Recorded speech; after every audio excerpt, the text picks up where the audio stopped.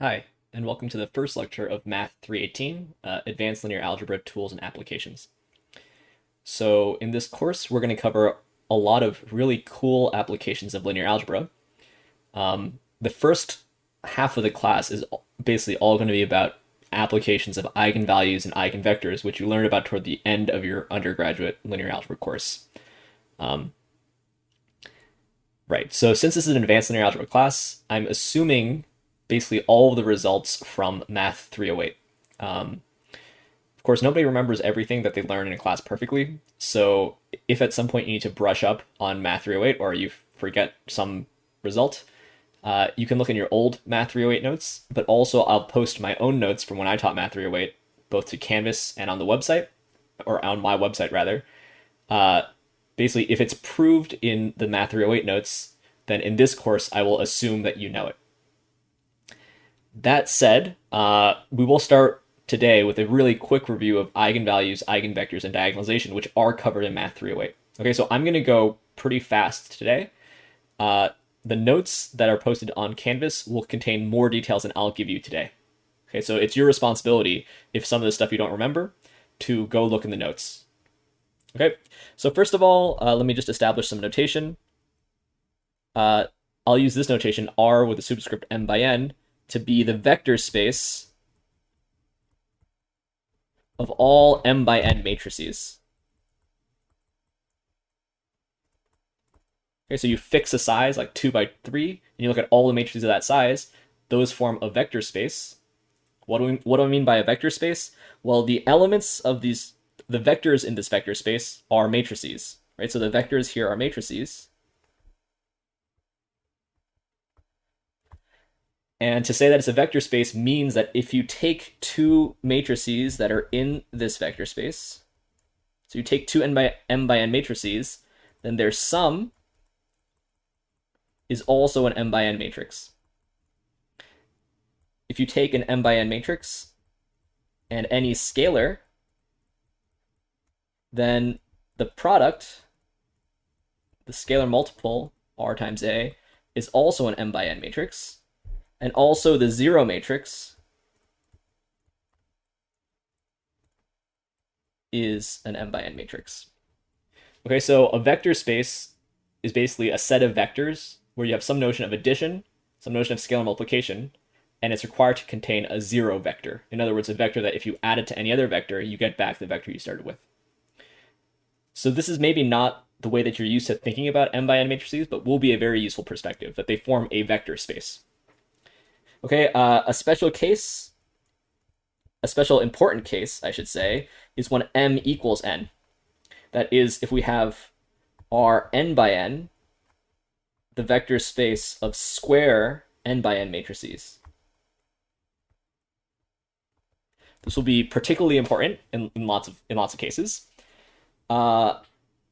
Inside of this vector space, so you look at all 3 by 3 matrices, right? Those form a vector space because you can add them and you can scalar multiply them. Inside there, I could also look at just all of the diagonal matrices. So I could consider the diagonal matrices sitting inside of here, right? It only makes sense to talk about diagonal matrices for a square matrix. And let me just introduce some notation that I'll use sometimes throughout the course. So diagonal matrix just means that you have all the entries that are off of the main diagonal must be 0. I'll notate this like this, diag C1 through Cn.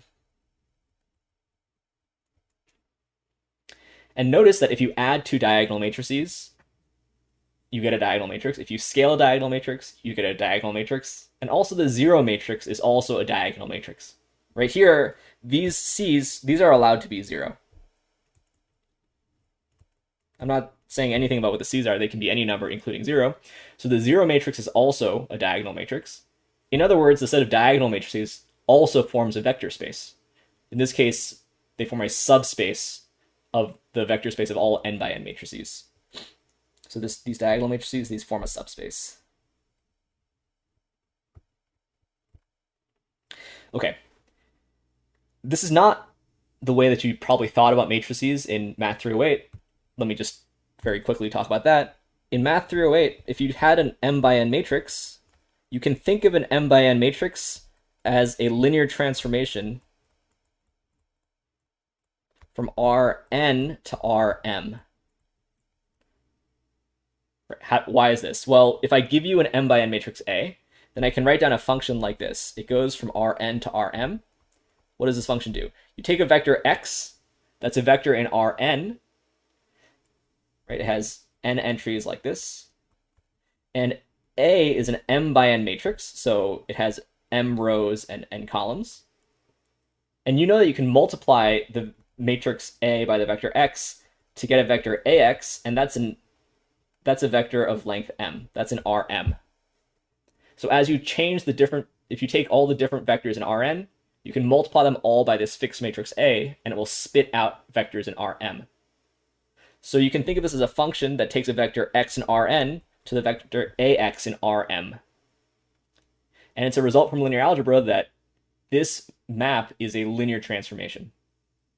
It's also a theorem from Math 308 that every linear transformation from Rn to Rm, you can find the matrix that gives that linear transformation. Okay, so note here that I'm using the letter A both for the matrix, which is an array of numbers, as well as for this function, right?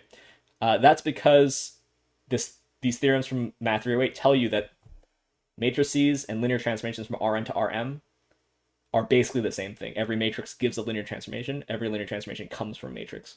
So it's a little bit of an abusive notation, but it in practice is not ambiguous at all. Okay, but of course there's a special case, just like I mentioned before, the very important case when m equals n.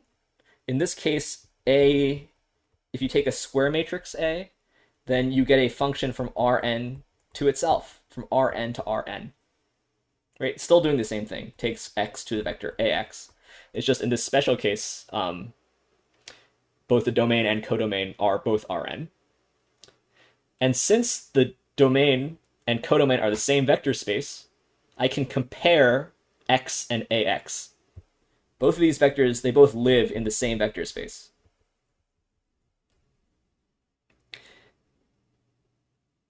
So in general, if you take a vector under a linear transformation, it can go anywhere, right? So let me draw a picture here. Maybe I have a linear transformation from R2 to R2, like this, called A. In general, if you take a vector x in R2 and you map it by multiplying by A, it can go anywhere you want. This is, right, Ax goes here. But now, since they live in the same vector space, if it's a square matrix, I can compare x and Ax. And sometimes it'll be the case that you'll have a vector, maybe I'll call it this vector v, and v will go to just some scalar multiple of v. This only makes sense because v and av live in the same vector space, so I can talk about one being a scalar multiple of the other. If this is the case, then you call v an eigenvector of A. That's the definition.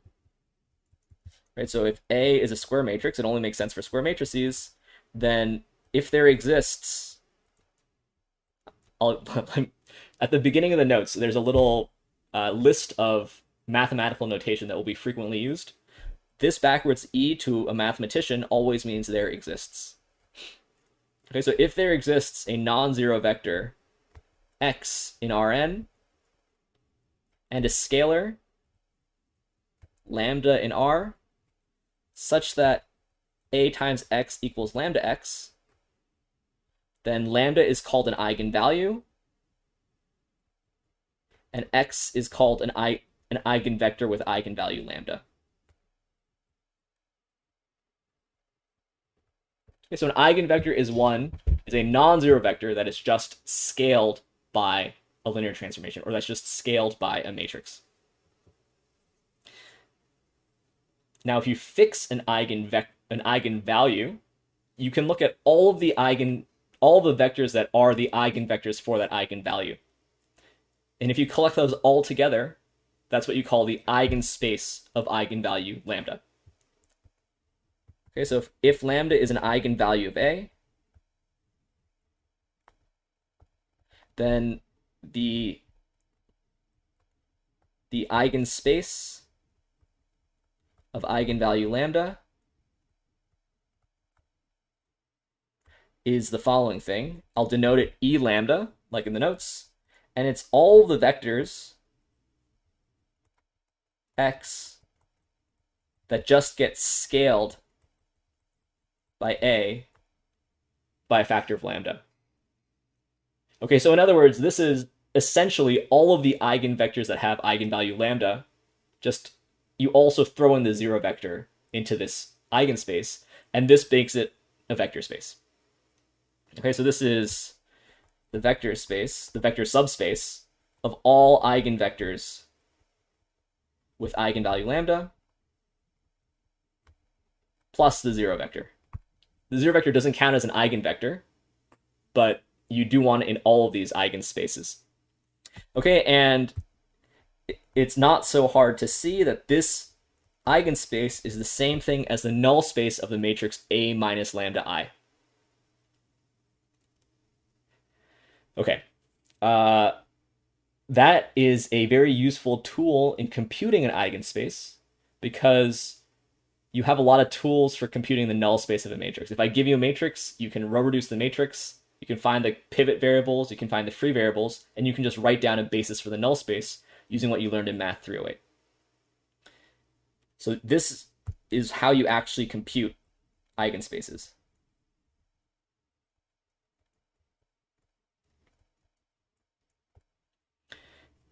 Of course, before you can compute any eigenspaces, you first need to know the eigenvalues of a matrix. Then you can talk about its eigenspaces. How do you do that?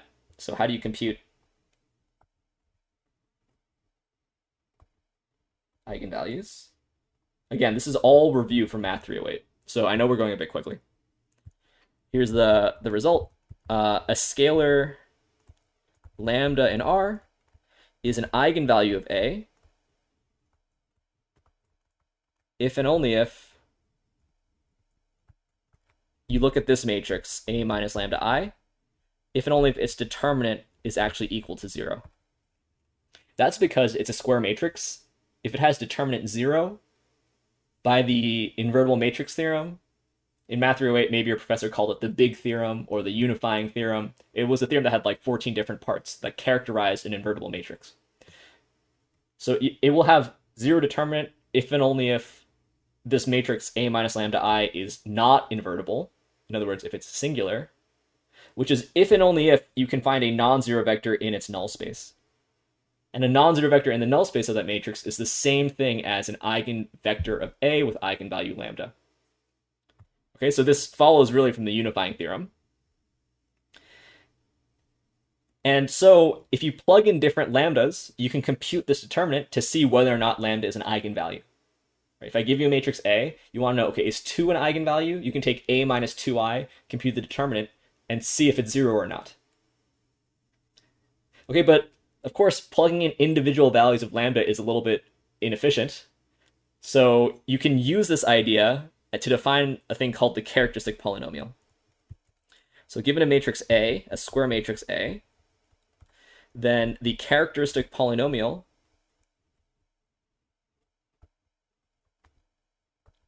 of A is the following thing. It's the determinant of A minus Ti. Okay, here I'm using the letter T and not the letter lambda, so that it's clear that T here is a variable.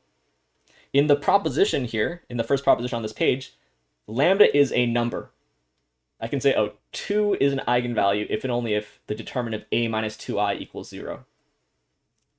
In this definition, I'm taking the variable T, and then I'm taking A minus Ti, and I'm taking its determinant, treating T as a variable.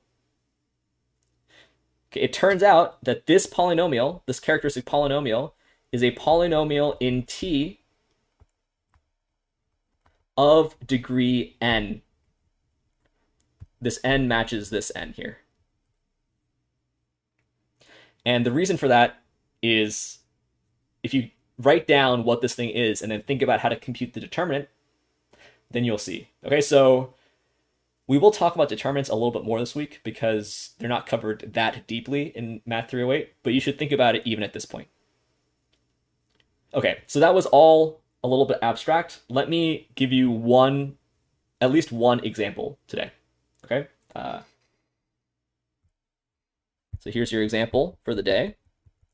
And every part of this is material from Math 308. Okay, so let's let A be the 2 by 2 matrix that represents reflection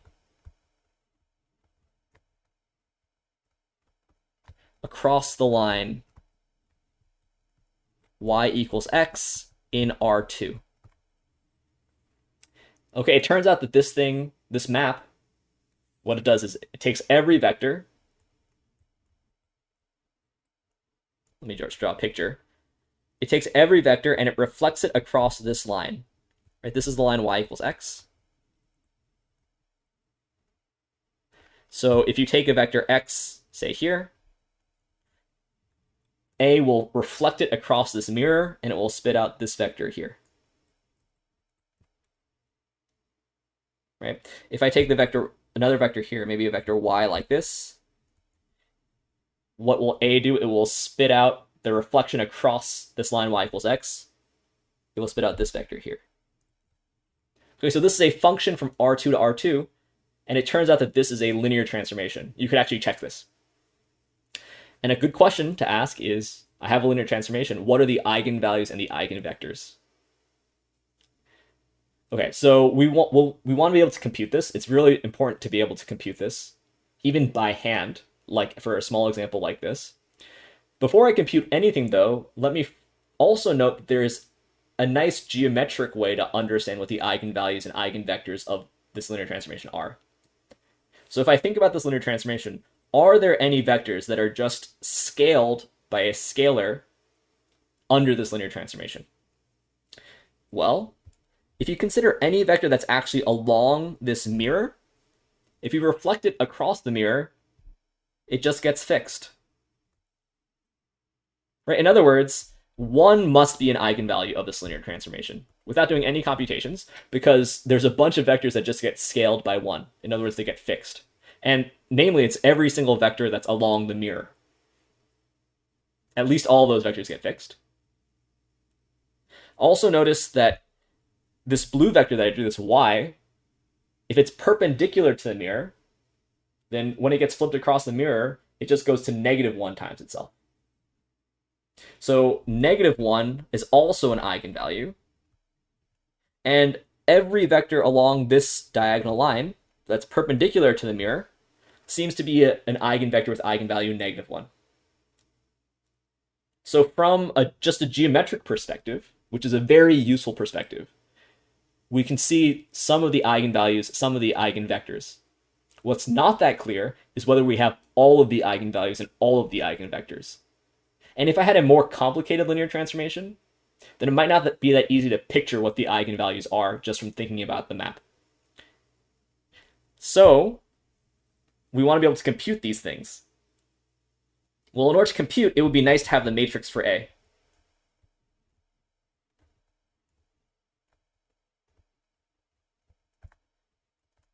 Right? If you had the matrix A, then you could actually do some computations.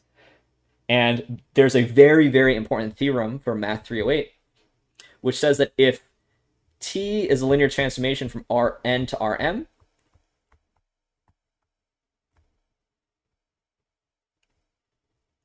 then the matrix of T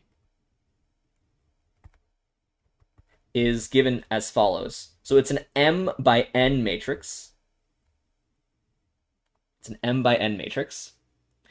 And what you do is you take each of the standard basis vectors of Rn, you can plug those into T, and it will spit out a vector in Rm.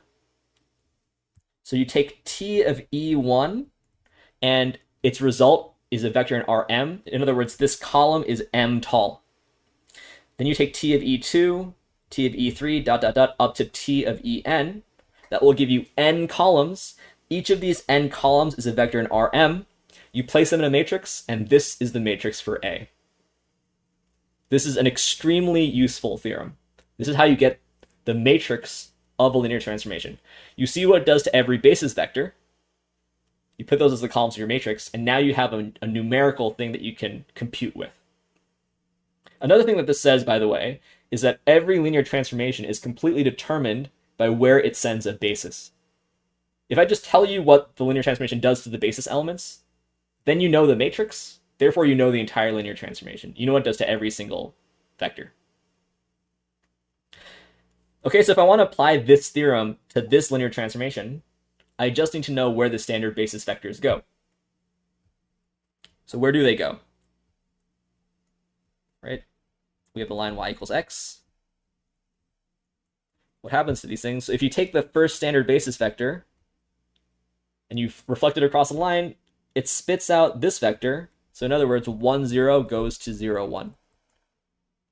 And our theorem says that the matrix A, its first column is T of E1. In other words, its first column is 0, 1, wherever the first standard basis vector goes. The second column is T of E2. What happens to this vector? If you reflect it across the line, you end up here. In other words, 0, 1 goes to 1, 0. So the second column of A is the vector 1, 0.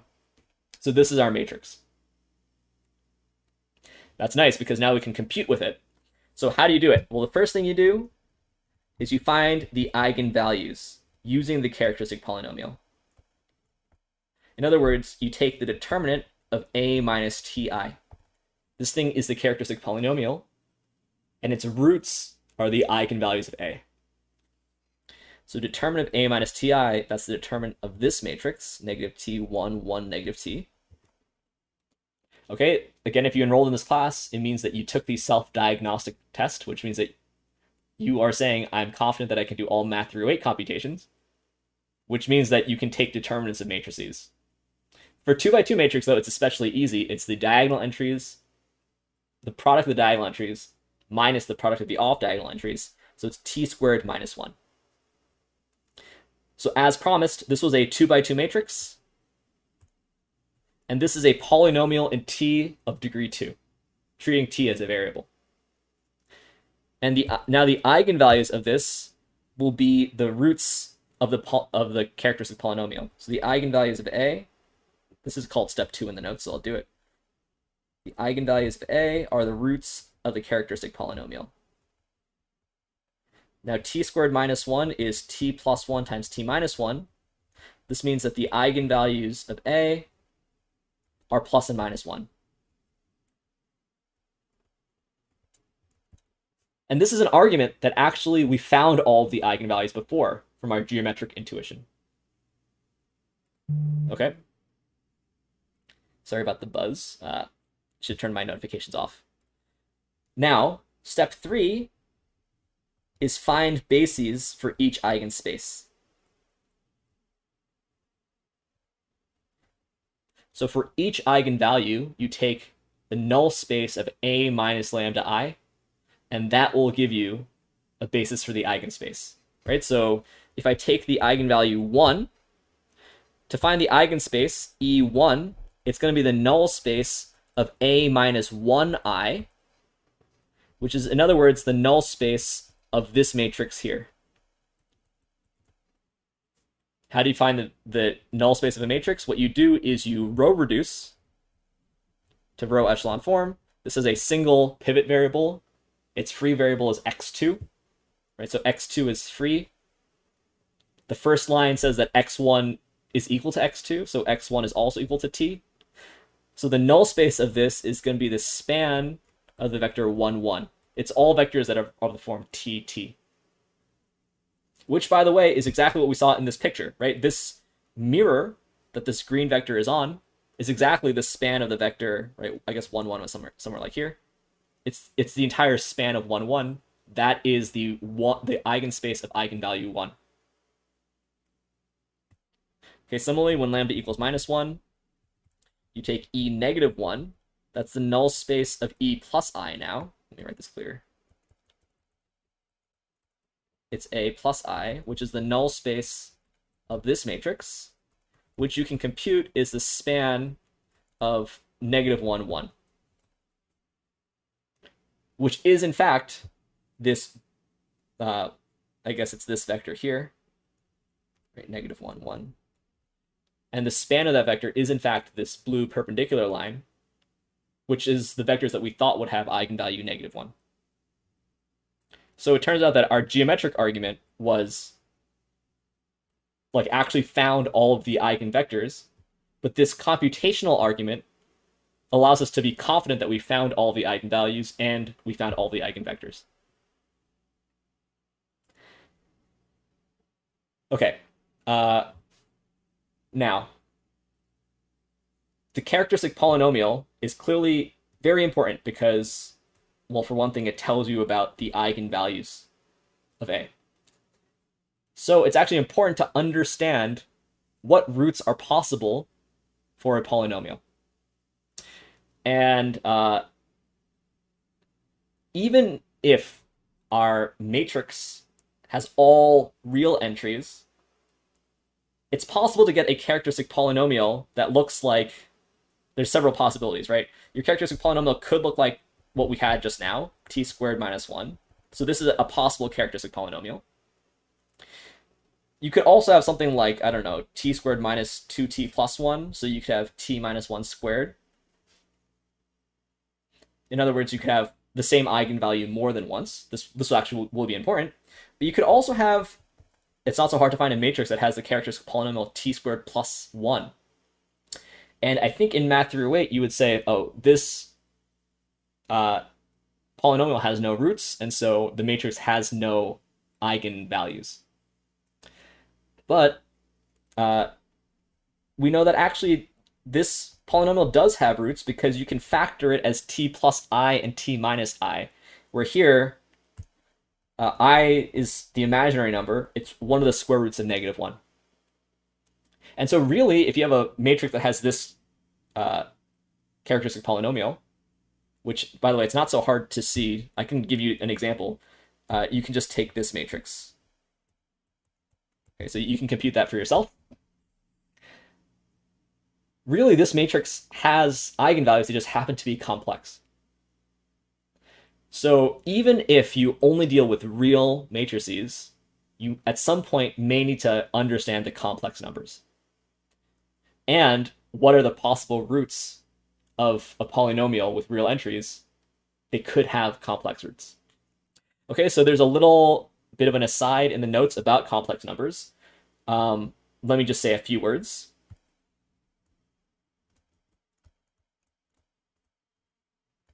So complex numbers are numbers of the form. Okay, let me first say that complex numbers are denoted by this letter C. This is the set of complex numbers.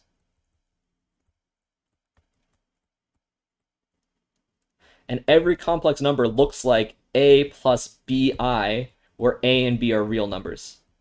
Right? Things like 1 plus 2i, or 2 minus 3i, or 1/2 plus pi I. Right? Stuff like 1/2 plus pi I are inside here. And I squared is minus 1. And so that tells you how to multiply complex numbers by each other. Note also that every real number is also a complex number, right? So like 3 is 3 plus 0i. This is also a complex number. So the real numbers sit inside the complex numbers naturally as a plus 0i for any real number a. The last thing to mention here for now is the complex conjugate. So if a plus bi is a complex number, the conjugate is the complex number. It's sometimes denoted with a bar over it. And what you do is you just negate the imaginary part. You keep the real part and you negate the imaginary part. That's the complex conjugate. Okay. And it turns out that actually you could do this entire course. You can do all of linear algebra over C instead of over R. In other words, you let your column vectors consist of entries that could be complex numbers. You allow matrices that could have entries that are complex numbers. The reason to do things over R is, first of all, for simplicity, because real numbers are a bit easier to work with, and also for the sake of geometry, because you can draw pictures over R, and it's much harder to draw pictures over C. But it turns out that basically everything that you learned in 308 is true if you replace the R with a C. But even if your matrices only have real entries and your vectors only have real entries, we just saw that if you're trying to understand eigenvalues and eigenvectors, complex numbers can pop up. So we need to have some understanding of complex numbers. A very important theorem to understand here is called the fundamental theorem of algebra.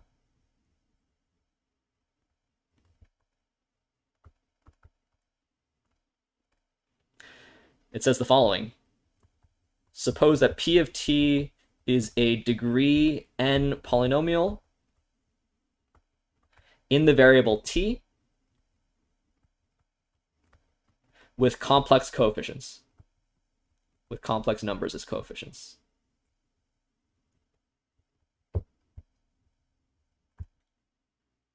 Okay, this means that an example of a polynomial could be something like 3 plus 2i times t squared minus pi I times t plus 3, right? That's a polynomial of degree 2 with complex numbers as coefficients. Of course, we just said that real numbers are also complex numbers. So also t squared minus 1 is also a polynomial with complex numbers as coefficients. So this theorem will apply to real polynomials as well. And the theorem says that P of t has exactly n complex roots counted with multiplicity.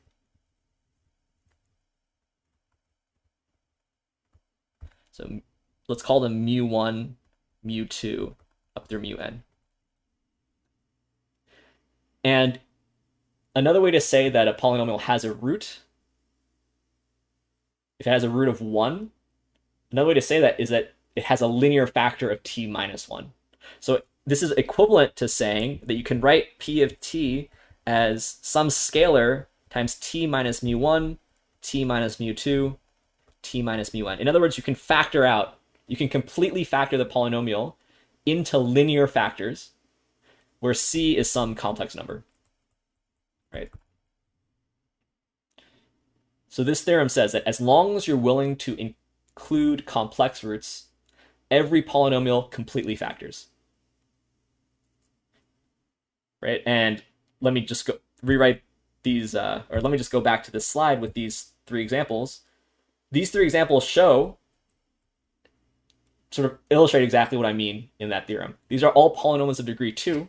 They should all have exactly 2 roots. The first one has 2 friendly roots, plus and minus 1. The second one also has 2 roots, right? So this one has roots 1 and minus 1. The second one also has 2 roots. It just has the root 1 twice. That's what I mean when I say counted with multiplicity. I mean, as long as you allow for a root to occur more than once, this polynomial has roots 1 and 1. It has exactly 2 roots counted with multiplicity, because the t minus 1 factor appears to squared power.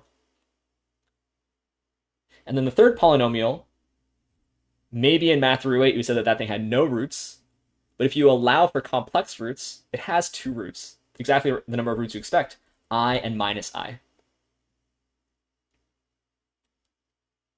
Okay, so let me just define something here in passing and say that if a polynomial has a root more than once, the number of times that it's a root is called the multiplicity of the root. So the multiplicity is 2. So the multiplicity of the root here is 2. In other words, it's just the exponent that appears on that factor, or the number of times t minus mu occurs as a linear factor.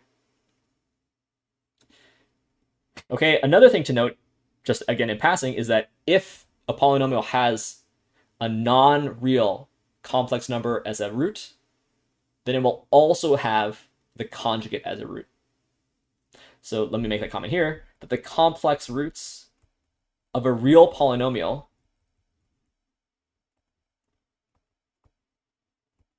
always occur in conjugate pairs.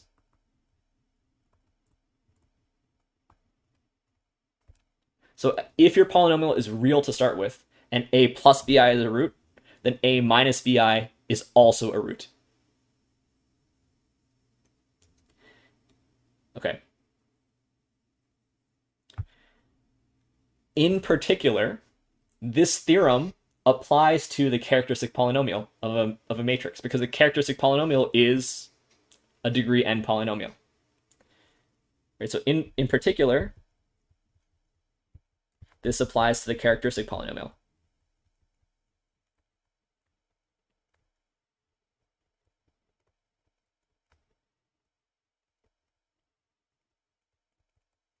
In other words, if I consider the polynomial p of t to be determinant of a minus ti for some matrix A, then as long as you allow for complex numbers as roots, p of t will always have exactly n roots. In fact, you'll always be able to write it as follows. -1 to the n times t minus lambda 1, t minus lambda 2, up to t minus lambda n. Okay, it turns out that if you go through and you work the computation of a minus ti, you'll see that the coefficient you get out front is -1 to the power n, where n is the size of your matrix. What does this say? This says that the matrix A always has n eigenvalues as long as you allow for complex eigenvalues and you count them with multiplicity. So that's sort of the important point here. If A is an n by n matrix, then A has, actually this is true for even a matrix over C. But remember, a real matrix is also a complex matrix. So then A has n eigenvalues counting multiplicity.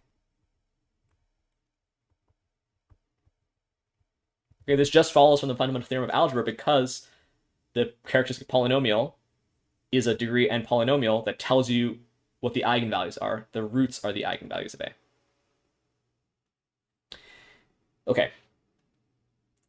This brings us, again, I know this is kind of fast. The notes are more detailed, and also your notes from when you took Math 308 should be helpful here. This takes us to the notion of the multiplicity of an eigenvalue. Okay, so I'm about to make two definitions. They'll both be on this page. So suppose that the A is an n by n matrix and the characteristic polynomial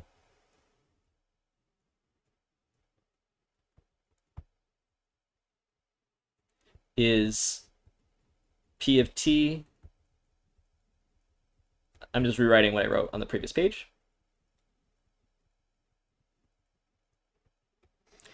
Actually, what I'm going to do is let me group together all of the same factors. So if I have t minus 1 times t minus 1, I'm going to write it as t minus 1 squared.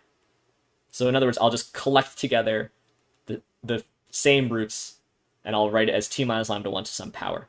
Right? So in this expression, alpha 1 plus alpha 2 plus alpha k equals n. It has degree n. And the lambda 1 through lambda k are distinct eigenvalues of A.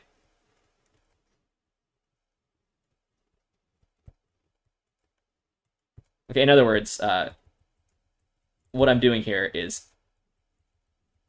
if the characteristic polynomial were this, I'm writing this as t minus 1 times t minus 2 cubed times t plus 3. I'm just collecting together the distinct eigenvalues. Then the algebraic multiplicity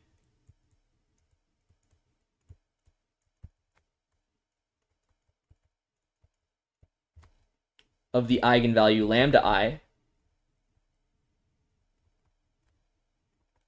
is alpha I.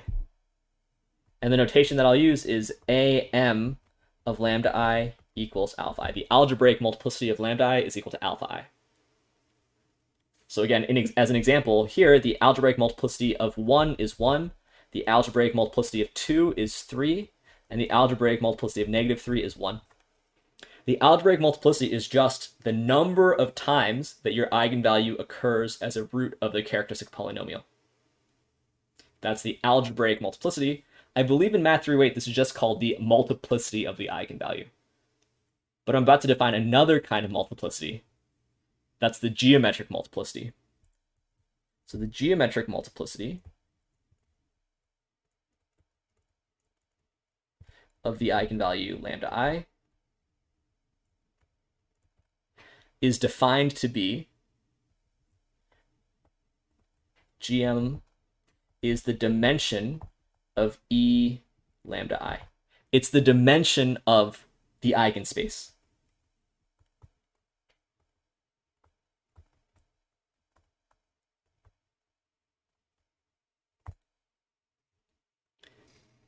Okay.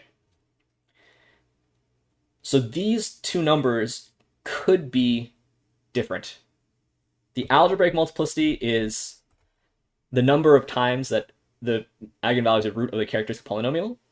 Now for each eigenvalue, you can also look at the dimension of the eigenspace. In other words, how many eigenvectors there are. That could be a different number. That number is called the geometric multiplicity. Okay, let me maybe give you a very quick example. There's a better example in the notes because it requires computation. But if I consider these two matrices, if you compute the characteristic polynomials, the characteristic polynomial of this one is t minus 2 squared, and the characteristic polynomial of this one is also t minus 2 squared. In other words, for both of these matrices, the eigenvalue 2 occurs with multiplicity 2. So in both of these cases, the algebraic multiplicity of 2 is 2, right? This is the eigenvalue is here, and the multiplicity is the power that it occurs to. Now, if you were to find the dimension of the eigenspaces, for the first matrix, you would take the null space of A minus 2i. It's the null space of this matrix, which has a single pivot, which means that the null space has dimension 1. So in this case, the geometric multiplicity of 2 is actually going to be 1, because you can only find one eigenvector, namely 1, 0, and its scalar multiples. But for the second case, if you take E2, I guess I should give these different names. Let's call this B. The null space of B minus 2i is the null space of 0, 0, 0, 0. And every single vector is in the null space of this matrix. In other words, the null space has dimension 2. So the geometric multiplicity in this case is 2. So the algebraic multiplicity could be different from the geometric multiplicity. Okay, and the point is, this is a very important theorem. For an eigenvalue lambda of a square matrix A, we always have the following inequalities. The geometric multiplicity of lambda is always less than or equal to the algebraic multiplicity of lambda. Again, the algebraic multiplicity is the number of times the root of the characteristic polynomial. The geometric multiplicity is roughly how many eigenvectors you have, the dimension of the eigenspace. So what this theorem says is for every single eigenvalue, you at least have one eigenvector. Otherwise, it wouldn't be an eigenvalue, right? That's where you get this inequality from. You at least have a one-dimensional eigenspace. And you can have up to the algebraic multiplicity. So what this theorem is saying is that sometimes you don't have enough eigenvectors. You expect to have 2 eigenvectors because you had algebraic multiplicity 2. Sometimes you can have not quite enough. You might only have one eigenvector, one linearly independent eigenvector. So that's the way that I would remember this theorem. Sometimes you don't have enough eigenvectors. Okay, and there's a nice example in the notes, but again, I'm not going to cover everything in the notes because I actually don't have enough time. This is review. This is not new material. So if anything here, again, seems like, oh, I don't quite remember that, then it's on you to go remember what you learned in Math 308.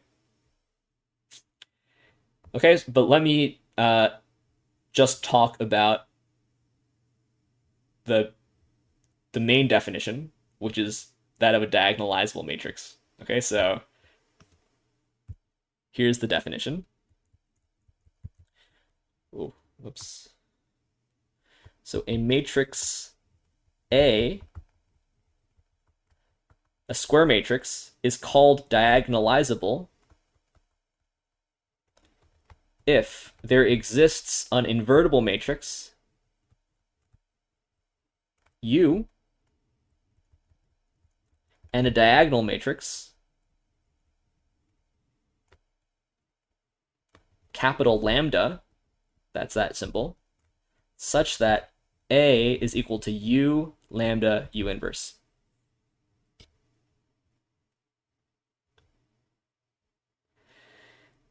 Okay, so this is a topic covered sort of very deeply in, or very importantly in Math 308. And what you'll remember from Math 308 is that the columns of U are the eigenvectors of A. The way that you form a diagonalization is you take the diagonal entries here are the eigenvalues of A. So what you do is you put the eigenvalues of A along the diagonal, and then the columns of U are the eigenvectors in the same order. So in the same order as here. In other words, to be diagonalizable means that you need to have enough eigenvectors. If you have enough eigenvectors, you need n of them, n linearly independent eigenvectors, then you can put them as the columns of U, and you'll get an invertible matrix, and then you can diagonalize it. If you don't have enough eigenvectors, then you're never going to be able to get an invertible matrix U that behaves like this. So this is the big result from Math 308. So a matrix A in R n by n is diagonalizable if and only if it has n linearly independent eigenvectors.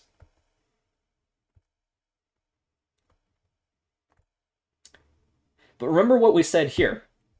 Sometimes you don't have enough eigenvectors, right? The algebraic multiplicities will always add up to n because there are exactly n roots counting multiplicity. The algebraic multiplicities will always add up to n. If the geometric multiplicity is high enough, it means that you have enough eigenvectors that you can also get n linearly independent ones. But if the geometric multiplicity is too small at some point, then you won't get enough eigenvectors and your matrix will not be diagonalizable. So another way to state this theorem is that A is diagonalizable if and only if the algebraic multiplicity is equal to the geometric multiplicity for all eigenvalues lambda. In other words, you always had enough eigenvectors. You were never in the case where you had not enough eigenvectors.